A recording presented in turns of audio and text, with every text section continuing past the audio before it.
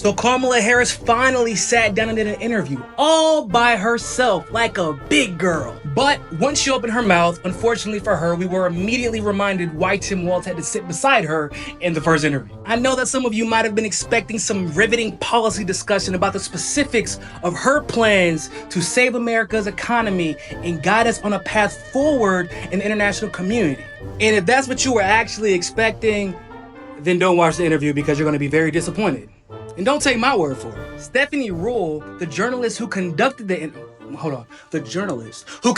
interview, actually said, I know that people might get upset because she didn't give clear, direct answers, but they shouldn't have expected that because we're not talking about clear or direct issues. And one could watch that and say, well, she didn't give a clear, direct answer. That's okay, because we are not talking about clear or direct issues. She once again reminded us that she believes in the potential of the U.S. We can see what's possible. We have an incredible work ethic. And the spirit of the U.S. We have ambition.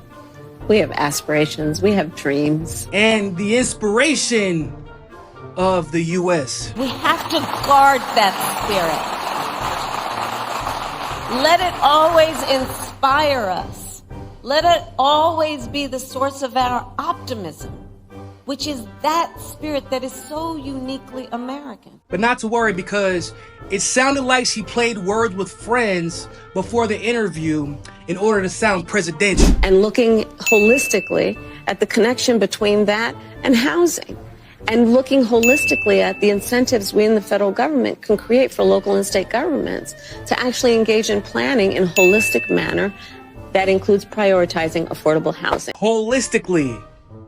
A bunch of times. She said that a bunch of times. I'm not really sure. That might have been like the word that helped her win against her friends. So that might be why she was so stuck on holistically. But like if you were hoping that she would say something about what happened to Marcellus Williams from her perspective as a former prosecutor and the potential future president of the U.S., that shit, no, hell no. Maybe you were expecting her to address the fact that Tony Blinken, under her administration, committed perjury by lying to Congress in order to make sure they did not stop sending weapons to Israel to commit genocide in Gaza.